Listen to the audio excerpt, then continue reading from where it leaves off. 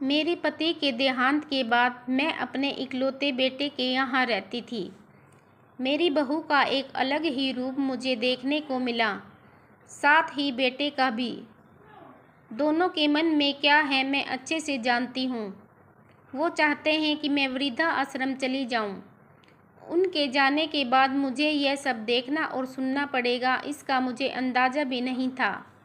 पर मैं मन मार कर अपने बेटे और बहू की बातें सुनकर भी यहाँ रहती हूँ, क्योंकि मुझे मेरे पोते और पोती दिखाई देते हैं। उनकी झलक पाकर मुझे सुकून मिलता है। मैं घर के बाहर एक टीन की झोपड़ी में रहती हूँ। मेरी बहू को कोई दिक्कत नहीं हो, इसलिए मैं घर के बाहर रहती हूँ। मेरे बेटे ने थोड़ी मेहरबानी की है तो ऊपर टीन की चादर लगवा दी है।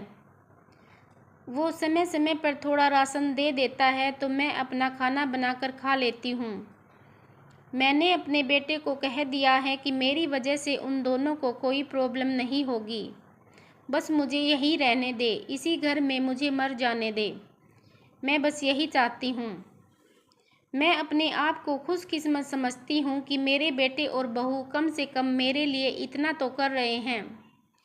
मेरा बेटा सुबह 9 बजे नौकरी जाता है और बच्चे भी उसी समय स्कूल जाते हैं। फिर शाम को 6 बजे मेरा बेटा वापस आता है और बच्चे 3 बजे आते हैं। उन्हें आते जाते निकलते देख मुझे बड़ा सुकून मिलता है। एक दिन मेरे पति के दोस्त जब कई दिनों बाद आए, उनकी पत्नी का भी स्वर्गवास हो चुका था। उस समय पर वो हमारे घर पर आया करते थे। उनसे हमारे अच्छे रिश्ते थे।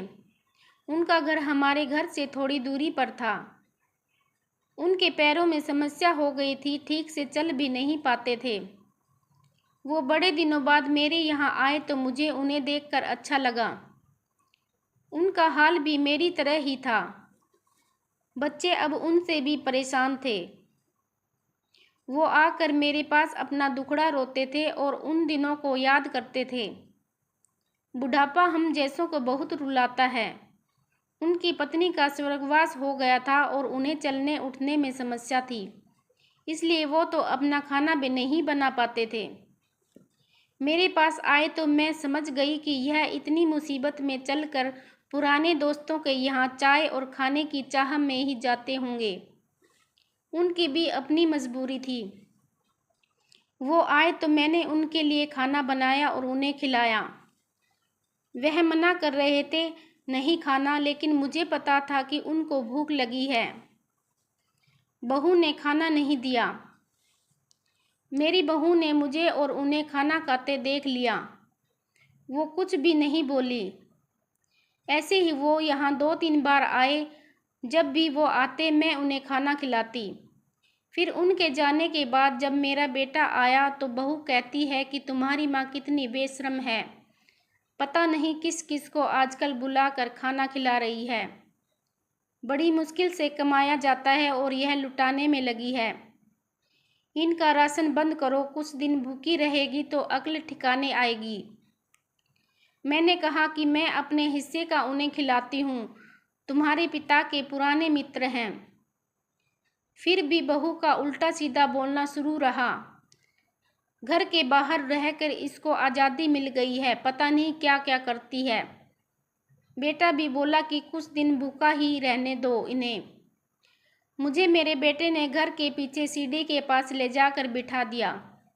कहा कि अब यहीं बैठो। मेरे तो अब आंसू भी सूख गए थे। अगले दिन मुझे खाना नहीं मिला। मेरे टीन के उस छोटे से कमरे को बहू ने तोड़ दिया। तब मुझे लगा कि अब मैं गलत कर रही हूँ। एक दिन पूरा भूखा रहने के बाद मैंने सोचा कि मैं गलत कर रही हूँ। मुझे अब अपने बेटे के यहाँ नहीं रहना चाहिए और शायद गलती भी मेरी ही है, मेरी ही परवरिश में कोई कमी रही है, तभी तो यह परिणाम आया। अगली सुबह मैंने अपने बेटे को कहा कि मुझे वृद्धा आश्रम छोड़ आ। अब मैं तुम दोनों को ज़्यादा परेशान नहीं करना चाहती। बहू ने कहा कि एक दिन भूखी रही तो अक्ल ठिकाने आ गई ना। बेटे के चेहरे पर भी अजीब सी खुशी थी। जल्दी से तैयार हो गया मुझे छोड़ने के लिए।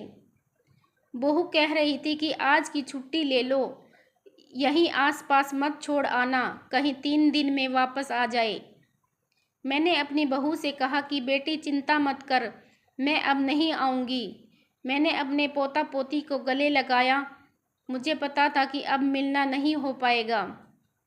बेटे को भी चाहती थी कि एक बार जी भर के गले लगा लूं, लेकिन वो बोला चलो जल्दी करो। मैंने बहू को कहा कि बेटी अपना ध्यान रखना। मेरा बेटा मुझे छोड़ आया और वहाँ आकर मैंने देखा कि वहाँ मेरी तरह कई हैं। थोड़े दिन उदास रहते हैं, फिर सच को स्वीकार कर लेते हैं। मैं अब यहाँ खुश हूँ, कुछ काम भी करती हूँ। मैं चाहती हूँ कि ऐसा कहूँ कि ऐसा किसी के साथ ना हो, लेकिन ऐसा कब किसके साथ हो जाए कोई बता नहीं सकता। लेकिन माँ बाप को ऐसे समय के लिए भी तैयार रहना चाहिए। बस बच्चों को पाल कर बड़ा कर दो, उनसे कुछ उम्मीद मत रखो। जिसने अपना पूरा जीवन बेटे के लिए समर्पित कर दिया, लेकिन बुढ़ापे में वही बेटा उसका सहारा न बन पाया। बुढ़ापे की मजबूरी सिर्फ एक कहानी नहीं, एक सच्चाई है जो आज कई माता पिताओं की जिंदगी को दर्शाती है। दोस्तों, क्या आप मानते हैं कि आज की पीढ़ी अपने माता पिता के साथ अन्याय कर रही है? अगर आप उस बेटे की जगह होते तो क्या करते?